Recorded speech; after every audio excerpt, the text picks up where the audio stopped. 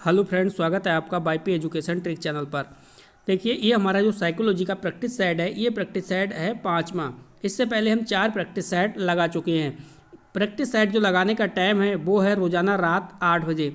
जैसा कि आपका एग्ज़ाम बहुत नज़दीक आ रहा है तो हम आपके लिए एक और क्लास स्टार्ट करेंगे रात 9 बजे। ठीक है, रात 9 बजे और 8 बजे दोनों लगातार क्लासेस मिलेंगी, सिर्फ और सिर्फ साइकोलॉजी की, यानी मनोविज्ञान की। ठीक है, किसकी मिलेंगी? साइकोलॉजी की। आपको एक बात और बताना चाहेंगे, जो हमारी प्लेलिस्ट है टॉप साइकोलॉजी के नाम से, टॉप साइकोलॉजी के नाम से यहाँ पे थ्योरी वाली क्लासेस हैं, उसको भी सभी वीडियो को आप आराम से देख लीजिए। जो थ्योरी वाली वीडियो है वो इसी प्लेलिस्ट पे सभी ऐड कर रहे हैं। तो आपको बताना चाहेंगे कि आप हमारे चैनल पे नए हैं या अभी तक आपने हमारे चैनल को सब्सक्राइब नहीं करा है तो आप नीचे रेड कलर के सब्सक्राइब बटन पर क्लिक कर लें। बराबर में बेल आइकन की घंटी है, उसको कोई भी प्रेस कर लें। इससे क्या होगा कि जब भी हम वीडियो को अपलोड करेंगे तो उसका नोटिफिकेशन सबसे पहले आपके पास पहुंच जाएगा। तो बिना किसी देरी के हम करते हैं आज के पहले क्वेश्चन की शुरुआत। तो समझिए, देखिए पहला क्वेश्चन जो हमारी स्क्रीन पे दे रखा है, क्वेश्चन कह रहा है कि प्राथमिक विद्यालय के बच्चे उस वातावरण में सबसे प्रभावी ढंग से सीखेंगे। तो वो कौन सा वातावरण बच्चों को दिया जाए जिससे जिससे बच्चे अच्छे से सीख सकें। देखो, जहाँ शिक्षक एकाधिकारवादी है और स्पष्ट आदेश देता है कि क्या किया जाना चाहिए। दूसरा जो ऑप्शन है इसमें, जहाँ मूल रूप से पढ़ने लिखने और गणित की संज्ञानात्मक कुशलताओं पर ही ध्यान का केंद्र होता है, बल दिया जाता है। तीसरा ऑप्शन है जहाँ शिक्षक सारे अधिगमों में आगे होता है और विद्यार्थियों से निष्क्रिय रहने के लिए कहता है। तो ये तो बिल्कुल रॉन्ग हो जाएगा। आप भी जानते हो निष्क्रिय नहीं रहना है। स्टूडेंट अगर निष्क्रिय रहेगा तो सीखेगा क्या। चौथा जो ऑप्शन है, जहां उनकी संवेगात्मक आवश्यकताओं की पूर्ति होती है और वे अनुभव करते हैं कि वे महत्वपूर्ण हैं। तो जल्दी से कमेंट करके बताइए इसका राइट आंसर क्या होगा। तो जितने भी मेरे प्यारे भाई बहन देख रहे हैं इस वीडियो को, सभी स्टूडेंट कमेंट करते रहिए। कमेंट करोगे तो इससे ये होगा कि मेरे द्वारा जो समझाया जा रहा है वो बच्चों को समझ में आ रहा है। तो देखिए, इसमें जो करेक्ट आंसर हो जाएगा आपका, ये हो जाएगा चौथा वाला।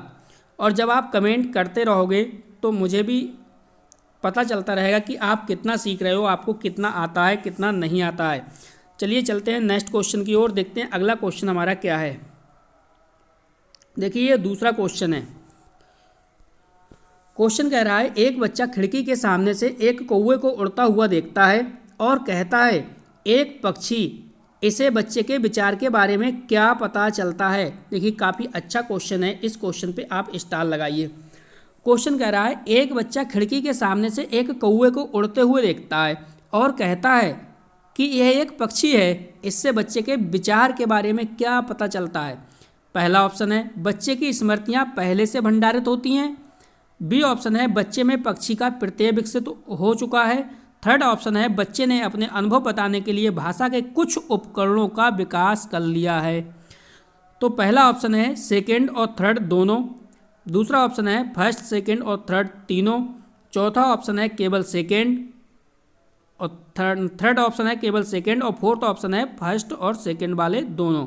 तो जल्दी से कमेंट बॉक्स में इसका आंसर बताइए, क्वेश्चन नंबर 2 का करेक्ट आंसर क्या होगा। तो देखिए, इसमें हम करेक्ट आंसर की बात करें तो बच्चे की स्मृतियां पहले से भंडारित होती हैं, बिल्कुल सही है। बच्चे में पक्षी का प्रत्यय विकसित हो चुका है, बिल्कुल सही है। बच्चे ने अपने अनुभव बताने के लिए भाषा के कुछ उपकरणों का विकास कर लिया है, ये भी सही है। इसका मतलब इसका जो राइट आंसर हो जाएगा वो हो जाएगा दूसरा वाला ऑप्शन, बिल्कुल सही। चलते हैं नेक्स्ट क्वेश्चन की ओर, देखते हैं हमारा आज की प्रैक्टिस सेट का ये तीसरा क्वेश्चन क्या है। देखिए, तीसरा क्वेश्चन भी अच्छा क्वेश्चन है, पढ़ते हैं इस क्वेश्चन को। कोई शिक्षिका अपने विद्यार्थियों को ऐसा क्या कहे कि उन्हें भीतरी प्रेरणा के साथ कार्य करने के लिए प्रोत्साहित कर सके। तो ए ऑप्शन है, तुम उसके जैसे क्यों नहीं हो सकते, देखो उसने एकदम ठीक कर दिया। क्वेश्चन अच्छे से समझ गए होंगे। कोई शिक्षिका अपने विद्यार्थियों को ऐसा क्या कहे कि उन्हें भीतरी प्रेरणा के साथ कार्य करने के लिए प्रोत्साहित कर सके। सेकंड ऑप्शन है, काम जल्दी पूरा करो तो तुम्हें एक टॉफी मिलेगी। तो देखिए, लालच तो देना नहीं है। थर्ड ऑप्शन है, इसे करने की कोशिश करो तुम सीख जाओगे। मैं सीखना विद्यार्थी की आंतरिक प्रेरणा है, जबकि किसी से पहले कार्य समाप्त कर प्रेरित करने में कार्य करने वाला व्यक्ति बाहरी प्रेरणा के रूप में कार्य कर रहा है। और चौथा ऑप्शन है चलो इसे उसके करने से पहले समाप्त कर लो। तो करेक्ट आंसर बताना है। क्वेश्चन नंबर 3 का राइट आंसर क्या होगा? तो एक आपको साइकोलॉजी में एक आपको बात पता होनी चाहिए, जो विकल्प जितना बड़ा होगा उसका आंसर वही होगा। जो सबसे बड़ा विकल्प होगा वही उसका आंसर होता है। 80% बिल्कुल सही है। तो इसका थर्ड आंसर बिल्कुल, थर्ड वाला जो विकल्प है वो बिल्कुल सही है। चलिए देखिए फोर्थ क्वेश्चन, क्वेश्चन नंबर 4। दूसरे व्यक्ति के साथ वहाँ व्यवहार की नकल है। दूसरे व्यक्ति के वहाँ व्यवहार की नकल है। ए ऑप्शन है सीखना, बी ऑप्शन है अनुकरण, सी ऑप्शन है कल्पना, डी ऑप्शन है चिंतन। तो जल्दी से कमेंट करिए क्वेश्चन नंबर 4 का करेक्ट आंसर क्या होगा? दूसरे व्यक्ति के वहाँ व्यवहार की नकल है, तो इसका जो करेक्ट आंसर हो जाएगा, इसके लिए हम जाएंगे दूसरे वाले ऑप्शन के साथ, अनुकरण। Next question, question number 5। Question number 5 भी आपकी स्क्रीन पे लग चुका है। यदि पूर्व ज्ञान व अनुभव नए प्रकार के सीखने में सहायता करते हैं तो उसे क्या कहते हैं? देखो इस क्वेश्चन को अच्छे से आप समझो। पूर्व ज्ञान की बात कर रहा है, व अनुभव नए प्रकार के सीखने में सहायता करते हैं तो उसे क्या कहते हैं? ए ऑप्शन है नकारात्मक प्रशिक्षण स्थानांतरण, बी ऑप्शन है सकारात्मक प्रशिक्षण स्थानांतरण, सी ऑप्शन है प्रशिक्षण स्थानांतरण और डी ऑप्शन है सीखना। तो जल्दी से कमेंट करिए इसका करेक्ट आंसर क्या होगा? जल्दी से कमेंट करिए इसका करेक्ट आंसर क्या होगा क्वेश्चन नंबर 5।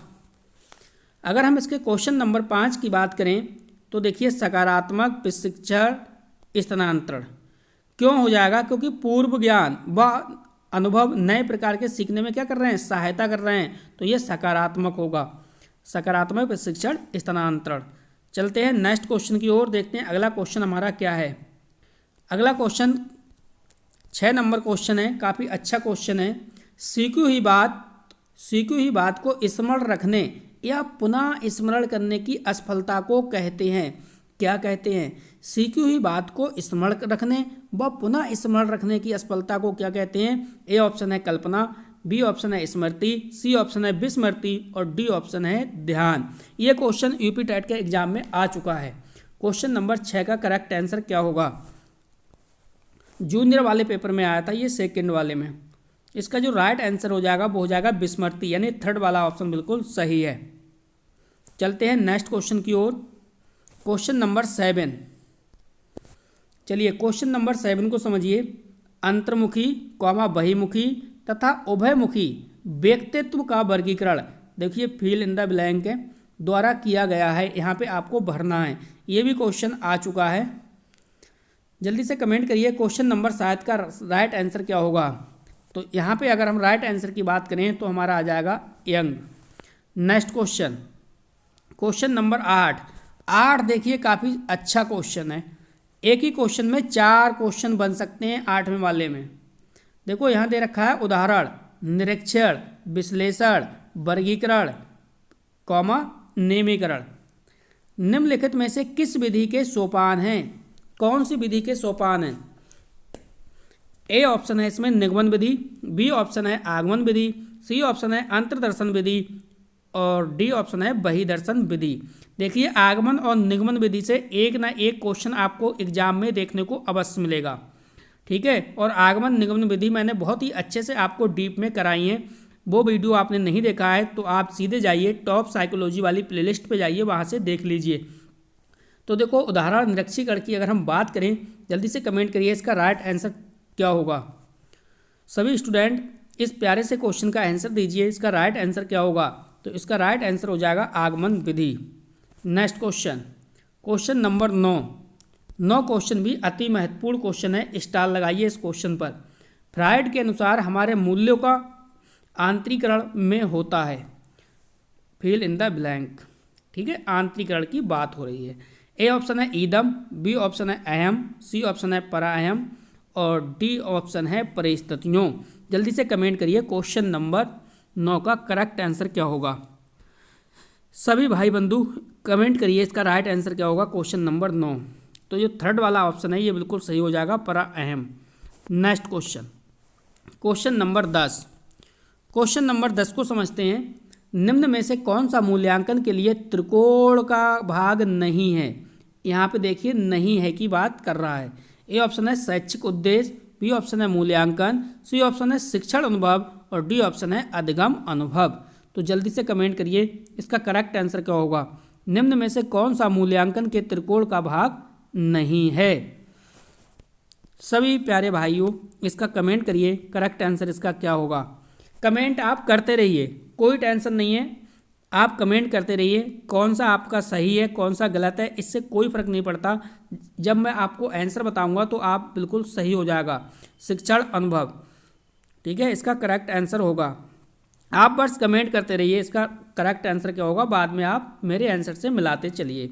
नेक्स्ट क्वेश्चन काफ़ी अच्छा क्वेश्चन है। देखिए, क्रियात्मक अनुसंधान के महत्व के बारे में निम्न में से कौन सा कथन सही नहीं है? किसी प्रकार से 3 कथन सही हैं और एक सही नहीं है, वही आपको निकालना है। उपभोक्ता ही अनुसंधान करता है, बी ऑप्शन है समस्याओं का हल शीघ्रता से प्राप्त हो जाता है और थर्ड ऑप्शन है समस्याओं का हल अभ्यास में लिया जाता है और उसका मूल्यांकन नहीं किया जा सकता। चौथा ऑप्शन है उपरोक्त में से कोई नहीं। तो जल्दी से कमेंट करिए इसका करेक्ट आंसर क्या होगा। जल्दी से कमेंट करिए इसका करेक्ट आंसर क्या होगा। तो इसका राइट आंसर हो जाएगा चौथा वाला ऑप्शन, उपरोक्त में से कोई नहीं। चलते हैं नेक्स्ट क्वेश्चन की ओर, देखते हैं अगला क्वेश्चन क्या है। क्वेश्चन नंबर 12 है। देखो क्वेश्चन क्या है, 12 क्या कह रहा है कि वातावरण वह बाहरी शक्ति है, वातावरण वह बाहरी शक्ति है जो हमें प्रभावित करती है, किसने कहा? ये आपको बताना है। ए ऑप्शन है वुडवर्थ, बी ऑप्शन है रॉस, सी ऑप्शन है एना स्टेसी और डी ऑप्शन है इनमें से कोई नहीं। तो जल्दी से कमेंट बॉक्स में छापिए इसका करेक्ट आंसर क्या होगा। जल्दी से कमेंट करिए क्वेश्चन नंबर 12। तो इसका जो राइट आंसर हो जाएगा वो हो जाएगा बी ऑप्शन रॉस। चलते हैं नेक्स्ट क्वेश्चन की ओर, क्वेश्चन नंबर 13। क्वेश्चन नंबर 13 क्या कह रहा है, पढ़िए। निम्नलिखित में से कौन सा व्यवहार बच्चे की अधिगम निरोगता की पहचान करता है? ए ऑप्शन है मनोभाव का जल्दी जल्दी बदलना, बी ऑप्शन है अपमानजनक व्यवहार, थर्ड ऑप्शन है बी को डी, बाज को सा, 21 को 12 लिखना है, चौथा ऑप्शन है कम अवधान विस्तार और उच्च शारीरिक गतिविधि। तो जल्दी से करेक्ट आंसर इसका बताइए। क्वेश्चन नंबर 13 का राइट आंसर क्या होगा? अगर हम इसके राइट आंसर की बात करें तो इसका जो ए वाला ऑप्शन है ये बिल्कुल सही हो जाएगा, मनोभाव का जल्दी जल्दी बदलना।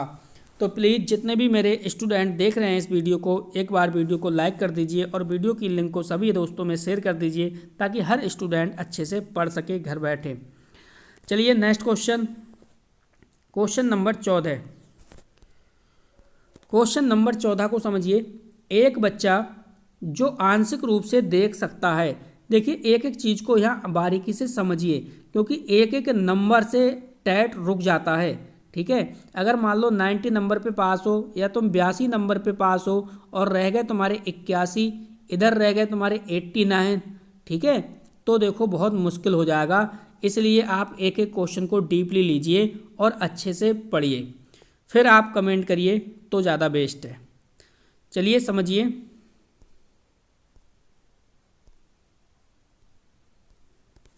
एक बच्चा जो आंशिक रूप से देख सकता है, ए ऑप्शन है बिना किसी विशेष प्रावधान के उसे नियमित विद्यालय में डालना चाहिए, बी ऑप्शन है उसे शिक्षा नहीं देनी चाहिए क्योंकि वह उसके किसी काम की नहीं आएगी, तीसरा ऑप्शन है उसे अलग संस्थान में डालने की आवश्यकता है, चौथा ऑप्शन है विशेष प्रावधान करते हुए उसे नियमित विद्यालय में रखना चाहिए। तो जल्दी से कमेंट करिए इसका करेक्ट आंसर क्या होगा। देखो यहाँ पे चर्चा करिए, पहले चर्चा करते हैं। बिना किसी विशेष प्रावधान के उसे नियमित विद्यालय में डालना चाहिए, ऐसा क्यों होगा? नहीं होगा। उसे शिक्षा नहीं देनी चाहिए क्योंकि उसके किसी काम की नहीं आए, किसी भी काम में नहीं आएगी, ऐसा भी नहीं है।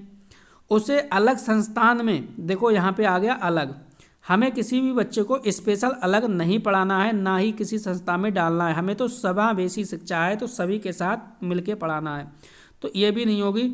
विशेष प्रावधान करते हुए उसे नियमित विद्यालय में डालना चाहिए, इसका मतलब हमारा जो राइट आंसर होगा वो चौथा वाला हो जाएगा। चलते हैं नेक्स्ट क्वेश्चन की ओर, क्वेश्चन नंबर 15। तो देखिए क्वेश्चन नंबर 15 आपका क्या कह रहा है, सीखना। सीखना, ए ऑप्शन है सीखने वाले के संवेगों से प्रभावित नहीं होता, बी ऑप्शन है संवेगों से क्षीण संबंध रखता है, सी ऑप्शन है सीखने वाले के संवेगों से स्वतंत्र है, डी ऑप्शन है सीखने वाले के संवेगों से प्रभावित होता है। तो क्वेश्चन नंबर 15 का आपको करेक्ट आंसर देखना है, इसका राइट आंसर क्या होगा। सीखना, तो सीखने वाले के संवेगों से प्रभावित होता है भाई, चौथा वाला ऑप्शन है ये बिल्कुल सही हो जाएगा आपका, सीखने वाले के संवेगों से प्रभावित होता है। चलते हैं नेक्स्ट क्वेश्चन की ओर, क्वेश्चन नंबर 16। देखिए 16 कितना अच्छा क्वेश्चन है।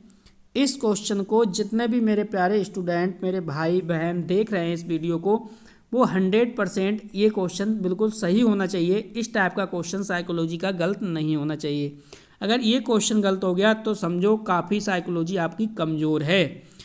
चलिए देखिए क्वेश्चन क्या कह रहा है, शब्दों में अक्षरों के क्रम को पढ़ने में कठिनाई का, देखो यहाँ पे मैं बात कर दे रहा हूँ क्लियर, पढ़ने में कठिनाई का अनुभव करना है और अक्सर जासूस स्मृति का हास्य से संबंधित है। तो इसका आपको करेक्ट आंसर बताना है। क्वेश्चन नंबर 16 का राइट आंसर क्या होगा। ए ऑप्शन है डिसलेक्सिया, बी ऑप्शन है डिसकैल्कुलिया और सी ऑप्शन है डिसग्राफिया और डी ऑप्शन है डिस्प्रैक्सिया। तो जल्दी से कमेंट करिए इसका राइट आंसर क्या होगा। देखो चलिए एक एक ऑप्शन को पकड़ते हैं और देखते हैं क्या होगा। देखो यहाँ पे लिखा है डिसकैल्कुलिया, तो कैलकुलियस यानी इसमें क्या हो रहा है, कैलकुलेशन हो रही है, और कैलकुलेशन किस में होती है, गणित में, तो ये तो गणित से संबंधित है, ये हो नहीं सकता। इसके बाद देखिए ये है डिस्ग्राफिया, क्या आ रहा है इसमें आ रहा है ग्राफ, और कोई भी हमें जब ग्राफ दिया जाता है एग्जाम में तो हम उस पर क्या करते हैं, हम उस ग्राफ पे लिखते हैं। तो ये तो हो गया डिस्ग्राफिया, हो गया लिखने से संबंधित, तो ये भी नहीं हो सकता। इसके बाद बचा डिस्प्रैक्सिया, तो डिस्प्रैक्सिया में क्या है, देखो जो बच्चा ना पढ़ना जानता हो, ना लिखना जानता हो, ना बोलना जानता हो, वो बच्चा जब लिखना ही नहीं जानता, बोलना नहीं जानता, पढ़ना नहीं जानता, तो वो क्या जाता है, डिप्रेशन में आ जाता है। तो उससे संबंधित है डिस्प्रैक्सिया, इसका मतलब ये भी आपका नहीं होगा। तो फिर पहला जो विकल्प बचा वही आपका बिल्कुल राइट आंसर होगा। जो पहला वाला विकल्प है ये कह रहा है डिसलेक्सिया। डिसलेक्सिया, देखिए लेक्सिया में आ रहा है लेख, और कोई भी आपको लेख मिलता है तो उसे लेख को क्या करोगे, आप पढ़ोगे। तो इसलिए हमारा जो पहला वाला ऑप्शन है ये बिल्कुल सही हो जाएगा। Next question, question number 17। सभी के लिए विद्यालयों में सभी की शिक्षा निम्नलिखित में से किसके लिए प्रचार वाक्य हो सकता है। तो ए ऑप्शन है सशक्तिशील शिक्षा, बी ऑप्शन है समावेशी शिक्षा, सी ऑप्शन है सहयोगात्मक शिक्षा और डी ऑप्शन है पृथक शिक्षा। तो जल्दी से कमेंट करिए इसका करेक्ट आंसर क्या है। इसका भी करेक्ट आंसर प्रत्येक स्टूडेंट को पता होगा, क्यों, सरकार ने भी कहा है, शिक्षा में भी सम्मिलित है समावेशी शिक्षा, इसका राइट आंसर हो जाएगा। तो देखो वीडियो को अभी तक आपने लाइक नहीं करा तो प्लीज़ वीडियो को लाइक कर दीजिए और वीडियो की लिंक को अपने सभी दोस्तों में शेयर कर दीजिए। इससे क्या होगा कि भाई किसी का भी कहीं से भी भला हो जाए, बस उसका भला हो जाए, कैसे भी टेट सी टेट उसका क्वालिफाई हो जाए। चलिए अगला क्वेश्चन समझिए, क्वेश्चन नंबर 18। प्रभावपूर्णता कौमा व्याख्या कौमा मौलिकता और लचीलापन के, यहाँ पे देखिए रिक्त स्थान है, के साथ संबंधित तत्व हैं। ए ऑप्शन है प्रतिभा, बी ऑप्शन है गुण, सी ऑप्शन है अपसारी चिंतन और डी ऑप्शन है त्वरण। तो जल्दी से कमेंट करिए क्वेश्चन नंबर 18 का करेक्ट आंसर क्या होगा। तो चलिए 18 नंबर जो क्वेश्चन है उसका जो राइट आंसर हो जाएगा वो हो जाएगा प्रतिभा, पहला वाला ऑप्शन बिल्कुल सही है। Next question, question number 19। तो समझिए देखिए क्वेश्चन नंबर 19 आपसे क्या कह रहा है। क्वेश्चन कह रहा है कि अभिप्रेरणा का वर्गीकरण होता है। तो ए ऑप्शन है स्वाभाविक और कृत्रिम, बी ऑप्शन है कम महत्वपूर्ण और अधिक महत्वपूर्ण, सी ऑप्शन है जन्मजात तथा अर्जित और डी ऑप्शन है अभिप्रेरणा तथा प्रलोभन। तो मोटिवेशन यानी अभिप्रेरणा का वर्गीकरण होता है। जल्दी से कमेंट करिए इसका करेक्ट आंसर क्या होगा क्वेश्चन नंबर 19। तो देखिए जो अभिप्रेरणा वाला जो का वर्गीकरण की बात कर रहा है तो इसका राइट आंसर हो जाएगा थर्ड ऑप्शन, क्या है, जन्मजात और अर्जित। Next question, question number 20। Question number 20 काफ़ी अच्छा क्वेश्चन है, इस क्वेश्चन पे आप स्टार लगाइए। क्वेश्चन कह रहा है सीखने की प्रक्रिया में सीखने का स्थानांतरण हो सकता है। सीखने की प्रक्रिया में सीखने का स्थानांतरण हो सकता है। ए ऑप्शन है सकारात्मक, बी ऑप्शन है नकारात्मक, सी ऑप्शन है शून्य और डी ऑप्शन है ए है सभी। तो इसका तो आंसर आपको मिल गया होगा भाई, वो नकारात्मक भी हो सकता है, सकारात्मक भी हो सकता है और शून्य भी हो सकता है। इसका मतलब चौथा वाला जो ऑप्शन है बिल्कुल सही है। नेक्स्ट क्वेश्चन, क्वेश्चन नंबर 21 है। ये वाला जो 21 वाला क्वेश्चन है ये भी किसी स्टूडेंट का गलत नहीं होना चाहिए। इस क्वेश्चन पे स्टार लगाइए, काफ़ी अच्छा क्वेश्चन है। निम्न में से कौन सा मत अंतर्दृष्टि, देखो यहाँ पे दिया है अंतर्दृष्टि द्वारा सीखने की व्याख्या करता है। ए ऑप्शन है विश्लेषणवाद, दूसरा ऑप्शन है व्यवहारवाद, तीसरा ऑप्शन है संबंधवाद और चौथा ऑप्शन है गेस्टाल्टवाद। तो जल्दी से इसका करेक्ट आंसर आपको बताना है। इसका राइट आंसर क्या होगा कमेंट करिए। जितने भी मेरे साथी मित्र देख रहे हैं इस वीडियो को तो कमेंट करिए इसका राइट आंसर क्या होगा। देखिए इसमें एक शब्द आया है वही अंतर्दृष्टि, और जहाँ पे अंतर्दृष्टि और सूझ की बात होती है वो कौन करता है, गेस्टाल्टवादी करते हैं। कौन कौन गेस्टाल्टवादी हैं तो मैंने आपको बता रखा है, कोपका हैं, वर्दीमर हैं और आपके कोलर है। ये सब क्या है, गेस्टाल्टवादी है। चलते हैं नेक्स्ट क्वेश्चन की ओर। Question number 22। तो देखिए क्वेश्चन नंबर 22 आपका क्या कह रहा है, प्रचलित योजनाओं में नई जानकारी जोड़ने को किस नाम से जाना जाता है। यानी प्रचलित योजनाओं में नई जानकारी जोड़ने को किस नाम से जाना जाता है। ए ऑप्शन है समायोजन, बी ऑप्शन है साम्य धारणा, सी ऑप्शन है आत्मसात्करण और डी ऑप्शन है संगठन। तो जल्दी से कमेंट करिए क्वेश्चन नंबर 22 का करेक्ट आंसर क्या होगा। क्वेश्चन नंबर 22 का करेक्ट आंसर आपका क्या होगा, जल्दी से कमेंट करिए इसका राइट आंसर क्या होगा। तो इसका राइट आंसर हो जाएगा आत्मसात्करण, यानी थर्ड वाला ऑप्शन बिल्कुल सही है। नेक्स्ट क्वेश्चन, अगला जो क्वेश्चन है हमारा वो है 23 नंबर क्वेश्चन। हम सभी अपनी बुद्धि, प्रेरणा, अभिरुचि आदि के संदर्भ में भिन्न होते हैं, यह सिद्धांत संबंधित है। किससे संबंधित है। ए ऑप्शन है व्यक्तिगत भिन्नता से, बी ऑप्शन है बुद्धि के सिद्धांतों से, सी ऑप्शन है वंशानुक्रम से और डी ऑप्शन है पर्यावरण से। तो जल्दी से कमेंट करिए इसका राइट आंसर क्या होगा। ये भी किसी भी स्टूडेंट का गलत नहीं होना चाहिए, काफ़ी अच्छा क्वेश्चन है। क्वेश्चन नंबर 23 का राइट आंसर आपको बताना है। तो चलिए इसका जो राइट आंसर हो जाएगा वो हो जाएगा व्यक्तिगत भिन्नता से। तो 23 क्वेश्चन हमने लगा लिए। अब इसी क्रम को आगे बढ़ाते हैं। देखिए 24वां क्वेश्चन भी आपकी स्क्रीन पे लग चुका है। 24वां क्वेश्चन जो कह रहा है कि वंचित समूह के विद्यार्थियों को सामान्य विद्यार्थियों के साथ साथ पढ़ाना चाहिए, इसका अभिप्राय है। तो ये भी काफ़ी अच्छा क्वेश्चन है। ए ऑप्शन है समावेशी शिक्षा, बी ऑप्शन है विशेष शिक्षा, थर्ड ऑप्शन है एकीकृत शिक्षा और डी ऑप्शन है अपवर्जक शिक्षा। तो क्वेश्चन नंबर 24 का आपको राइट आंसर बताना है कि इसका राइट आंसर क्या है। देखिए हमें सभी बच्चों के साथ मिलकर या कह सकते हो सभी बच्चों के साथ साथ में शिक्षा देनी है, तो वो क्या है कहलाएगी, समावेशी शिक्षा कहलाएगी। Next question, question number 25। Question number 25 काफ़ी अच्छा क्वेश्चन है, इस क्वेश्चन पे भी आप स्टार लगाइए। क्वेश्चन कह रहा है एक बच्चा जो, यहाँ पे देखो रिक्त स्थान है, इन ऑप्शन में से इसी में आपको फिल करना है, सेट करना है। एक बच्चा जो से ग्रस्त है वह सा और बाज न्यूक्लियर और अनन्यूक्लियर में अंतर नहीं कर सकता। तो भाई कौन सी प्रॉब्लम है, उसे कौन सा रोग हो सकता है। ए ऑप्शन है शब्द जंपलिंग विकास, बी ऑप्शन है डिसलेक्सिया, थर्ड ऑप्शन है डिसलेक्सिया, सेकंड जो ऑप्शन है वो है डिक्लेक्सीमिया और चौथा ऑप्शन है डिस्मोर्फीमिया। जल्दी से कमेंट करिए क्वेश्चन नंबर 25 का करेक्ट आंसर क्या होगा। क्वेश्चन नंबर 25 देखो, अब यहाँ पे क्वेश्चन को थोड़ा सा घुमा दिया है, समझो। देखो एक बच्चा जो ग्रस्त है, किसी भी रोग से ग्रस्त है, वह सा और बाज न्यूक्लियर और अनन्यूक्लियर में अंतर नहीं कर सकता। अंतर इसलिए नहीं कर सकता क्योंकि वो पढ़ ही नहीं पा रहा है। जब वो पढ़ नहीं पा रहा है तो भैया क्या होगा इसमें, तो इसमें करेक्ट आंसर हो जाएगा डिसलेक्सिया। जब वो पढ़ ही नहीं सकता तो वो अंतर कहाँ से करेगा, इसका मतलब डिसलेक्सिया रोग से वो प्रभावित है। Next question, question number 26। तो देखिए क्वेश्चन नंबर 26 भी आपकी स्क्रीन पे लग चुका है। बच्चों के सीखने की प्रक्रिया में प्रगति तब हो सकती है जब हम, बच्चों के सीखने की प्रक्रिया में प्रगति तब हो सकती है जब हम, ए ऑप्शन है उसकी प्रगति की नियमित रूप से क्या करें, जांच करें। बी ऑप्शन है बच्चों की प्रगति को नियमित रूप से जांचने के साथ साथ सुधारात्मक कदम उठाएं। सी ऑप्शन है बच्चों को नियमित रूप से गृह कार्य दें। और चौथा ऑप्शन है बच्चों के लिए नियमित रूप से गतिविधियां आयोजित कराएं। तो क्वेश्चन नंबर 26 का आपको राइट आंसर बताना है। चलिए राइट आंसर की बात करें तो इसका जो सेकंड वाला ऑप्शन है बिल्कुल सही हो जाएगा। बच्चों की प्रगति को नियमित रूप से जांचने के साथ साथ सुधारात्मक कदम उठाएं। Question number 27। इस प्रैक्टिस सेट में भी 30 क्वेश्चन है टोटल। 27वां क्वेश्चन है, एक प्रभावी शिक्षक वह है जो कर सकता है।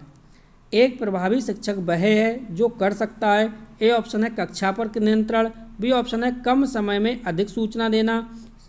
सी ऑप्शन है विद्यार्थियों को सीखने के लिए अभिप्रेरित। चौथा ऑप्शन है दंत कार्य के लिए ध्यानपूर्वक जांचना, यानी गृह कार्य के लिए ध्यानपूर्वक जांचना। तो जल्दी से कमेंट करिए इसका क्वेश्चन नंबर 27 का राइट आंसर क्या होगा।